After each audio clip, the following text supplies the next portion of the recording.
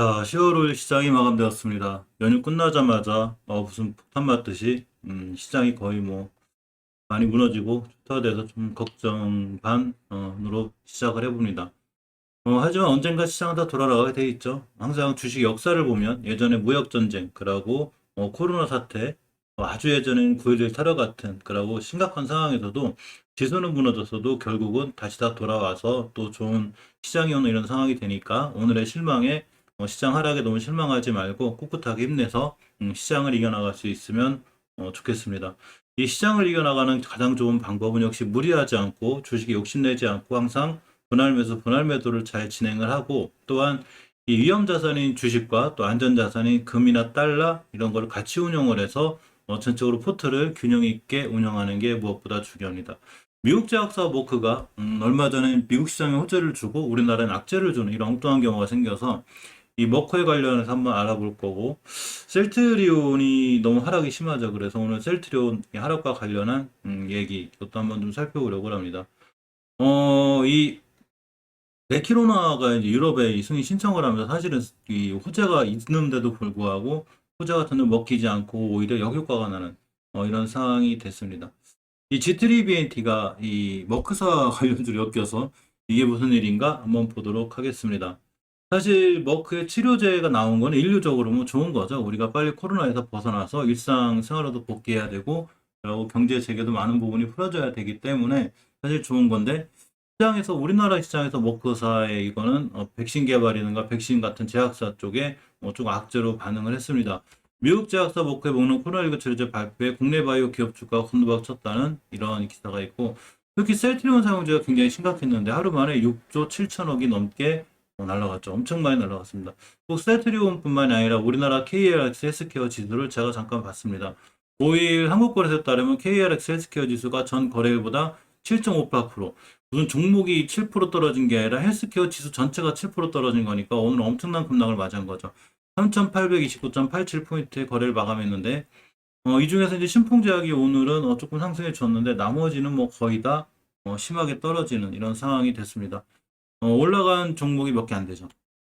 자, 신풍제약이 7%, 이오블루가 6%, 코미팜이 5%, 이게 요 세 개, 7%, 5%, 6% 올라간 게 이 탑3, 그러니까 올라간 게 아예 없는 거죠.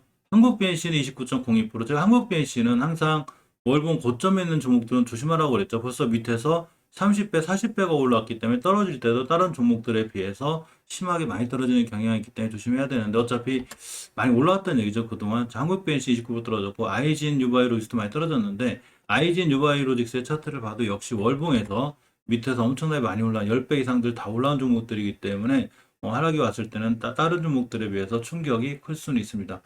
이 셀트리온이 생각한 것보다 이렇게 지금 바닥권에 있다고 생각했는데도 불구하고 또 떨어졌는데, 헬스케어 종목 중 상승 종목 7종목, 하락 종목 84개, 이 두 종목이 보합으로 마감했죠. 근데 특히 KRS 헬스케어 구성 종목 중에 시가총액 1위 기업인 삼성바이오로직스가 7%, 이 시총 1위가 삼성바이오로직스죠. 이게 7%가 됐고 시총 2위가 셀트리온인데 12.2% 거의 두 자릿수 때 하락을 하는 이런 조금 위험한 상황이 됐습니다. 이 KRX 헬스케어 지수 중에 하락률 탑5를 살펴보면 한국 BNC, 아이진, 유바이로직스, 녹십자, 삼천전제약 이렇게가 있습니다. 꼭 이 하락률 탑뿐만이 아니더라도 웬만한 지금 제약바이오들은 거의 10%, 8%대 거의 다 밀렸죠. 이 머크사의 치료 효과는 꽤 좋은 걸로 알려져 있죠. 자, 이렇게 보시게 되면 주요 외신 등에 따른 머크와 리즈백 바이오테라피틱스가 경구용 항바이러스제 몰루피라비르가 가벼운 또는 중간 정도의 증세를 보이는 감염 5일 이내의 코로나19 환자 775명을 대상으로 진행한 3차 임상 시험에서 입원 가능성을 50% 낮췄다고 발표했죠. 그러니까 50% 정도는 입원 가능성이 좀 낮다는 얘기죠. 자, 조만간 전체 분석 결과를 공개하고 FDA에 긴급 사용 승인을 신청할 거라고 합니다. 전 영상들에서 알려드렸는데 이 신청하면 FDA 쪽에서 최대한 빨리 승인을 내주려고 하죠. 레키로나도 유럽 쪽에 신청을 해놓은 상태인데, 자, 셀트리온이 1일 유럽의약품점 EMA죠. 코로나19 항체 치료제 레키로나의 정식 품목 허가를 신청했다고 밝혔습니다. 참 이 주식이 코에 걸면 코걸이고 귀에 걸면 귀걸인데 레키로나도 치료제를 지금 하고 있고 정식 품목 허가를 신청했으면 먹고 살아갈 때 같이 올라가야 되는데 참 특이합니다. 이 레키로나 관련해서 만약 올라갔다면 아마 저것 때문에 올라갔다는 이런 코에 걸면 코걸이 이렇게 아마 반응들이 나왔겠죠. 자, 기대감. 유럽의약품청이 검토 과정에서 셀트리온이 제출한 각종 데이터의 정식 허가 절차를 진행하기에 충분하다고 판단했기 때문에 회사 측에 정식 품목 서류 제출을 요구했죠. 셀트리온이 유럽의약품청이 데이터 검증 과정을 충분히 진행한 만큼 정식 품목 허가가 조기에 이뤄질 걸로 기대를 하고 있습니다. 웬만한 유의성 확보를 거의 해놨다는 지금 발표죠. 레키로나가 한국, 미국, 스페인, 루마니아 등 전 세계 13개국의 코로나19 경증 및 중등증 환자 1,315명을 대상으로 실시한 글로벌 임상 3상 결과 안정성과 유효성을 확보했고, 레키로나 투여 고위험군 환자군에서는 중증 환자 발생률 위약군 대율 72%, 전체 환자에서는 70% 감소했다고 합니다. 이렇게 통계적 유의성을 확보했죠. 그래서 이번에 조금 EMA 승인이 잘 돼서 주가가 반등을 좀 해줬으면 좋겠습니다. 자, 셀트리온 관계자가 이런 얘기를 했죠. 대한민국 품목 허가에 이어 유럽에서도 정식 품목 허가 절차에 돌입했고 글로벌 허가에 속도를 내고 있다고 합니다. 항체 치료제가 필요한 전 세계 고위험 환자들에게 레키로나가 적극적으로 사용될 수 있도록 조기 공급을 위한 노력을 하겠다고 합니다. 상당히 좋은 기사도 좋은 얘기라 잘 됐으면 좋겠는데 셀트리온 차트를 보면 이제 기술적인 부분도 무시를 전혀 할 수가 없는 월봉 차트인데 이렇게 잘 상승하다가 이렇게 좀 막 하락을 하죠. 그래서 이번에 잘 상승했다가 요 21개월 선인데 주식이 20개월 선 잘 지켜주고 돌아 나가는 게 중요한데 저번 달 이탈했고 이번 달에 일봉에서도 박스권 이탈했죠. 가장 저점이 이렇게 60개월 선인데 이 셀트리온은 예전에 봐도 이렇게 60개월 선을 이탈하지 않고 잘 타고 올라가는 경향이 있어서 이번 달 좀 고생시킬 수는 있어도 60개월 선 좀 타고 올라가기를 기대해 봅니다. 물론 저도 미래에서 온 사람이 아니기 때문에 반드시 저걸 타고 올라간다는 이런 확증이나 이런 건 못하지만 통계적으로 보면 역시나 이렇게 60개선을 잘 타고 올라가기 때문에 어느 정도 밀렸다가 그래도 레키로나 1호 신청과 관련해서 다시 한번 반응해 주고 잘 상승해 주었으면 좋겠습니다. 자, H1B 나노코박스에 대한 기대감이 있죠. 역시 백신 관련주라 오늘 좀 밀리기도 했는데 자, 베트남 최초의 국산 신종 코로나 바이러스 감염증 백신 나노코박스죠. 요게 자, 오래전에 인상 시험을 완료했는데 조금 허가 절차에 발목이 잡혔다가 이제 마지막 한 단계가 남은 이렇게 상황이 됐습니다. 자, 베트남 언론 콩루안이라고 있는데 이 최근 현지 언론이죠. 이 최근 현지 언론 콩루안이 나노코 백신의 긴급 허가 신청 승인 여부가 조만간 판가름 날 것이라고 보도했죠. 이 나노코박스 임상을 담당한 육군사관학교 관계자가 나노코박스 백신 임상 시험은 이미 오래전에 완료됐다고 이렇게 전했습니다. 완전히 서류가 다 제출된 걸로 이렇게 나와 있죠. 이 콩루안에 따르면 자, 이렇게 나노젠이 개발한 코로나19 백신 나노코박스 긴급 사용 승인 신청서가 베트남 보건위원회에 완전히 제출된 걸로 확인해 봅니다. 치료제가 나왔다고 백신이 필요하지 않다는 말은 말도 안 되는 제 생각입니다. 여기저기죠.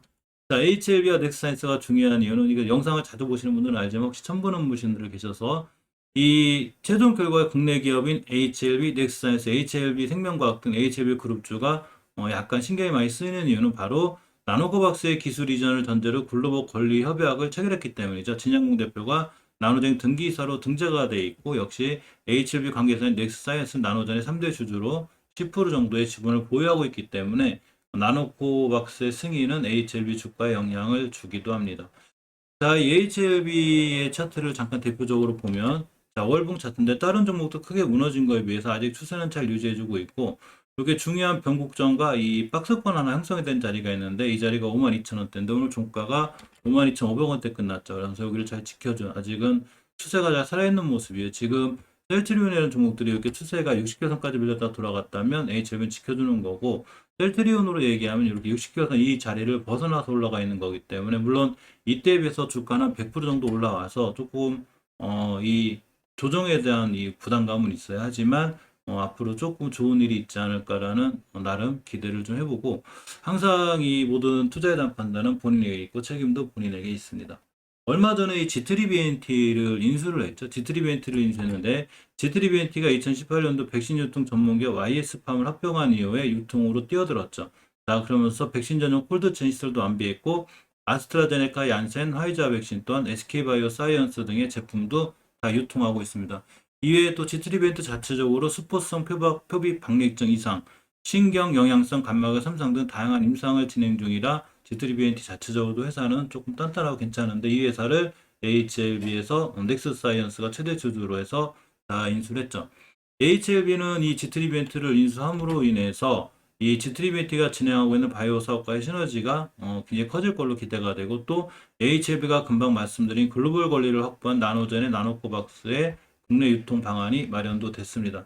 근데 특이한 거는 머커 관련주로 연결했다는 얘기죠. 오늘 시장이 그렇게 무너지는데 혼자 3% 정도 올라갔습니다. 자, G3BNT가 머커 출신의 임원이 근무한다는 소식이 있죠. 이 기사인데 항상 기사는 찌라시, 참조, 이런 기사가 있거나 머커 관련주로 이렇게 돼서 연결이 돼 있구나 이렇게 생각해야지 머커 관련주니까 무조건 올라갈 거야, 무조건 상승할 거야라는 건 굉장히 위험한 생각이죠. 어쨌거나 G3BNT의 이 머커 코리아 마케팅 총괄 임원을 하셨던 분이 여기에 그 임원으로 계시다는 이런 얘기가 있습니다. G3BNT 차트를 보면 오늘 굉장히 시장이 안 좋고 무너졌음에도 불구하고 자, 이렇게 혼자 월봉에서 이 바닥권에서 탈출하는 형태죠, 지금. 어차피 크게 월봉 높은 데서 있는 게 아니라 밑에서 올라가는 거기 때문에 G3BNT는 꾸준히 조금 관심 갖고 볼 필요도 있는 상황입니다. 오늘 시장이 많이 무너져서 개인분들 걱정과 고심이 많을 것 같은데 시장은 언제나 위험하기도 하지만 또 좋은 기회를 주기도 하니까 너무 실망하기보다는 힘내서 다시 한번 우리가 시장을 이겨내서 앞으로 좋은 수익으로 이렇게 시장을 맞이했으면 하는 개인적인 바람입니다.